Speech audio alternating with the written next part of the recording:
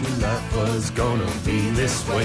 That's right. This is the time of the week that Max comes in and sings Rembrandt songs. Gets me right in the zone. That's what it does. It gets in the zone for a bit of shit music. What are we up to this week, Max? This week, we're doing E in the A to Z of bad music, and today it's everyone's favourite gothy new metal band fronted by a screechy Christian lady, Evanescence. Wake me up, wake me up inside. Wake up, wake me up inside.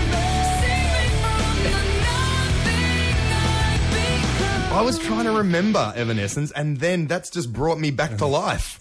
That's amazing. It's sense memory, I think it's known as. Yeah. Pavlov's dog, perhaps? Now, some people think Evanescence are a shit-average new metal mutton dressed up as emotic goth-influenced lamb, but as that short grab demonstrates, there's more to them than bland, uninspiring trash. You might have noticed Evanescence co-founder and backing vocalist Ben Moody explaining singer Amy Lee's thought processes there. Wake me up, wake me up inside. Wake up, wake me up inside.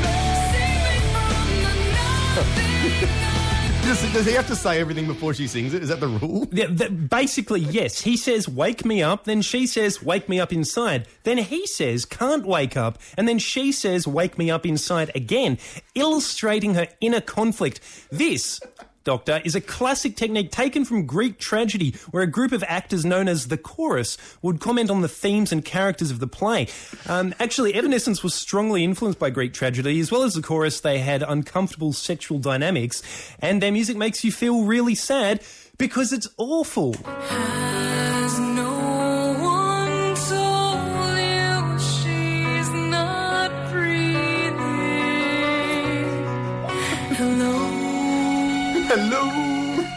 Now, listening to that track, it's pretty obvious what brought Evanescence together. Yes, a mutual love of meatloaf. Exactly. They formed at youth camp in Little Rock, Arkansas in 1994 when Ben Moody heard Amy Lee jamming out on I'd Do Anything for Love, but I Won't Do That on the piano. They recruited some pals, recorded their debut album Fallen, which only sold 15 million copies and spent an entire year in the Billboard Top 50. But then apparently Amy Lee's irritating wail reached critical mass and literally the whole band walked out on her. So she hired some more puppets and they recorded another album which sold a poxy 5 million copies, despite having the creepiest, most misogynistic lyrics that Fred Durst never wrote.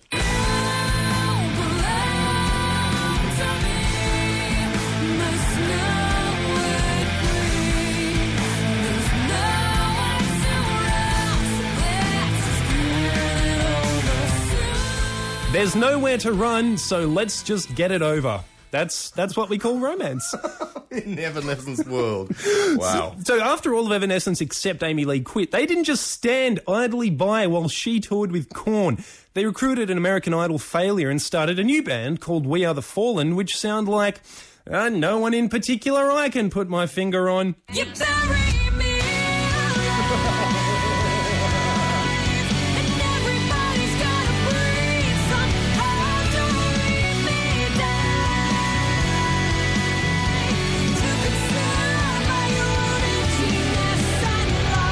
Just kidding, they sound exactly like Evanescence.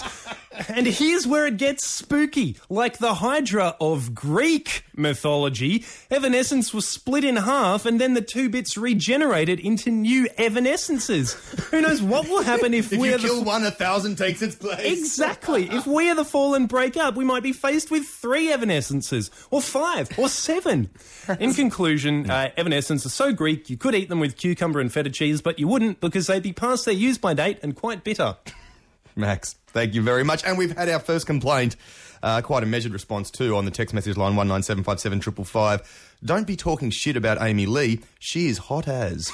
Now, that's a point that you didn't mention, I'm afraid, Max. It's very salient. Thank you very much, Max Laverne, with the A to Z of shit music. See you next week for F. Indeed. I got a few